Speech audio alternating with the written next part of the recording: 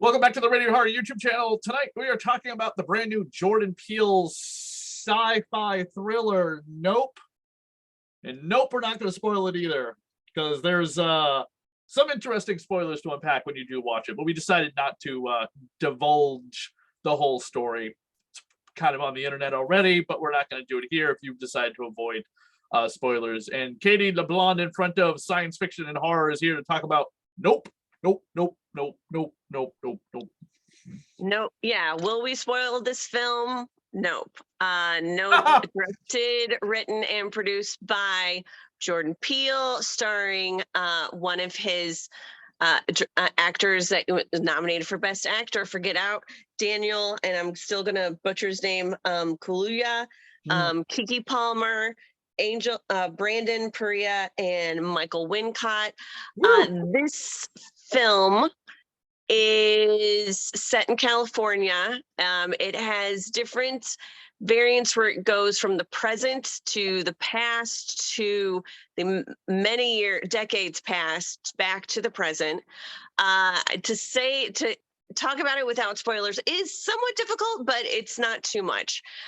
Jordan Peele has crafted a film that deals with three of the main things that he's known for: family, a hidden surprise, and definitely that aspect of horror in it. Family is very much predominant in this film. Daniel and Kiki Palmer play siblings, OJ and Emerald. They run a animal circuit, not an animal, but an entertainment animal farm where they have horses that are in films and different things, which one of the things I love most about this film is the number of times they name drop different actors and films in Nope. It's really, really funny. You're going to get it when you see it, but believe me, it's really funny. But they operate this family business now due to a tragedy that happens, which you'll see in the film. Certain aspects happen where they're, possibly going to have to sell off their business due to financial hardships. Stephen Yeun comes into play. He plays a child actor that now is running this little hoedown kind of place in the middle of nowhere in California, and he's buying their horses. Some very interesting, crazy things happen that honestly remind me of two films that Steven Spielberg did in the 70s. Not going to say which ones, and there are actually more than two films that he did in the 70s, so don't think I'm spoiling it by saying that. But interesting things happen. One of the actors that I love the most in this was Brandon Perea, who plays Angel. Amazing actor who just effortlessly, his performance is like that, which that to me is one of the signature aspects of any Jordan Peele film. You're going to get these performances that are so natural, so effortless that you don't understand. I mean, they're acting, but honestly, it just seems like it's just right off the top of their head. Like it seems like it's all improvised. And I think that is a testament to how great of a director Jordan Peele is.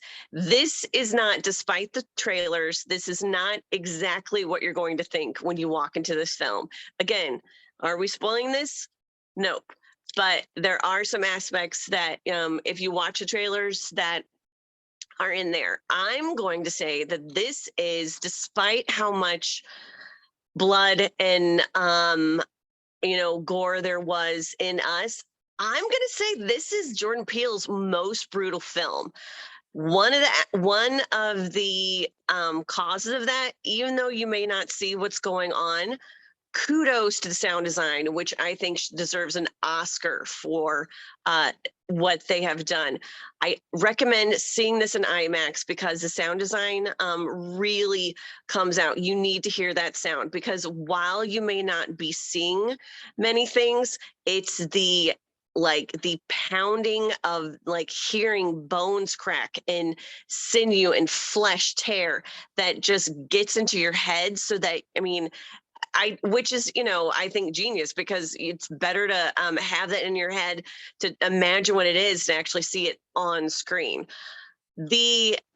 There'll be some many people describing what they think is the actual point of the movie.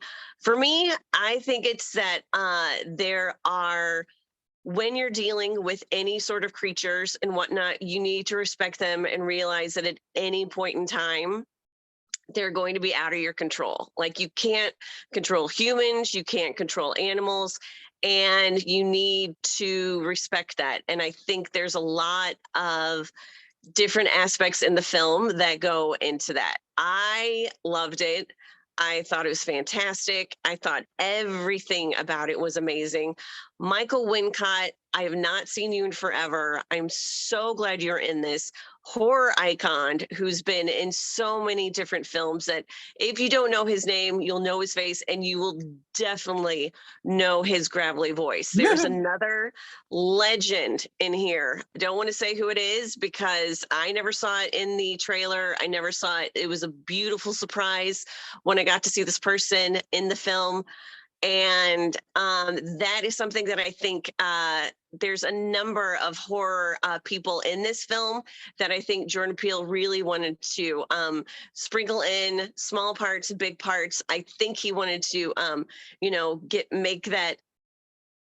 I don't know. I think, well, there's definitely a little bit of a, I would say not coincidence, but a bond between all the people that he sprinkled in that are part of the horror aspect. Once you see them, you'll kind of get the hint of that. I know it's vague. I'm really vague, but not vague booking, but I'm really vaguing it here because I'm just trying not to spoil it, because yeah, it's just, there's so many things I want to say, but I just can't because I don't want to spoil the film. But I recommend seeing this, or recommend seeing it in IMAX, which I know they're like blasting all over the place. I think it's in the poster that I got that they gave me.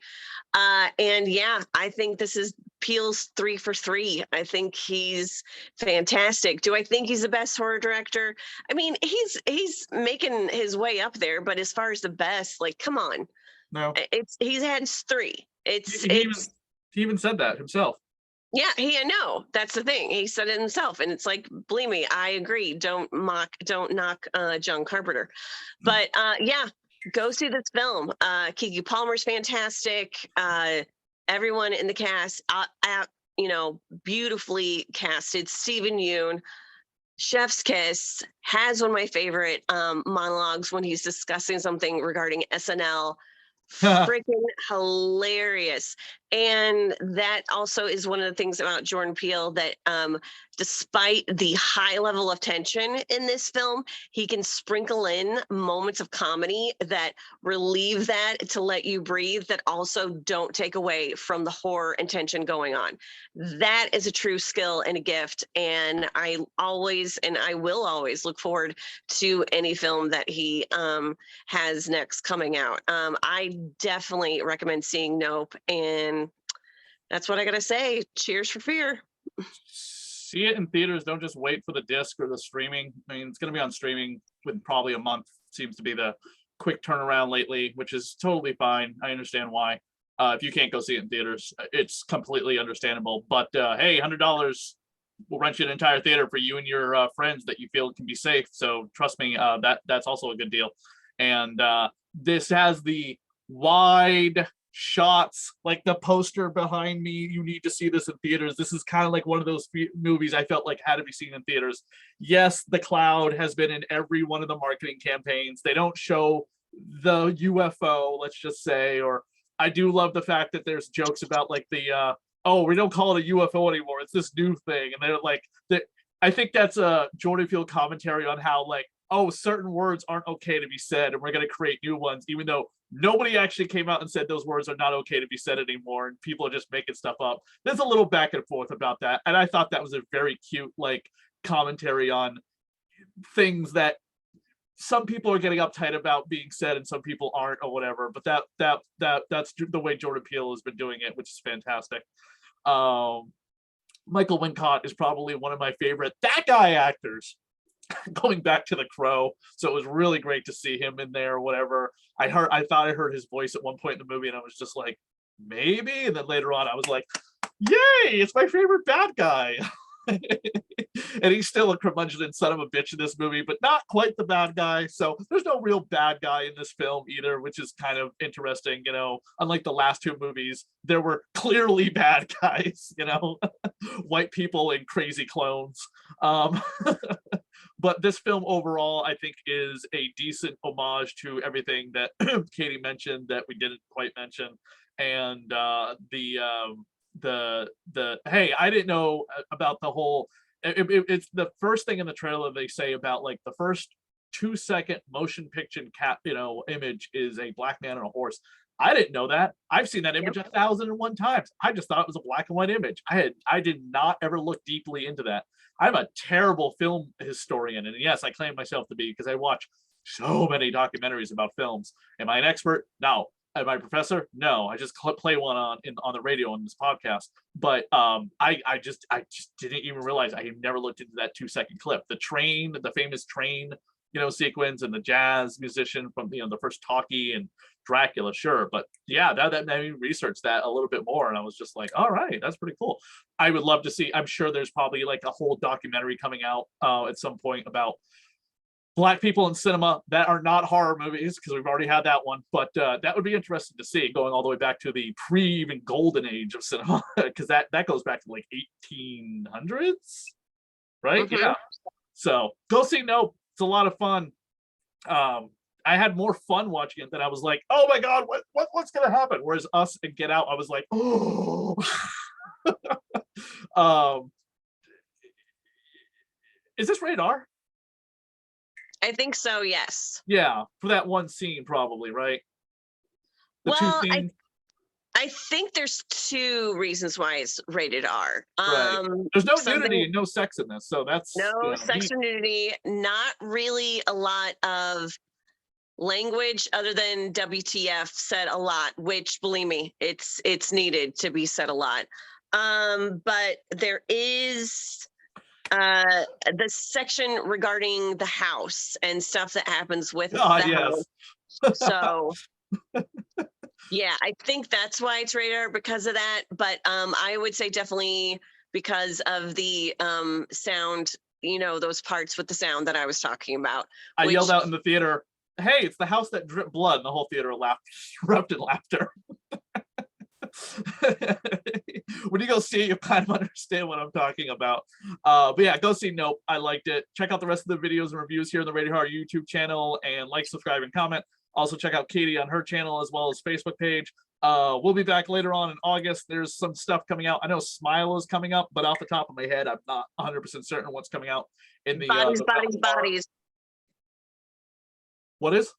Bodies. Yes, bodies. Smile. We're gonna do the Monsters. It'll be on Netflix. That was the big announcement. Katie's reaction to that is just like, maybe not. Thank you, everyone.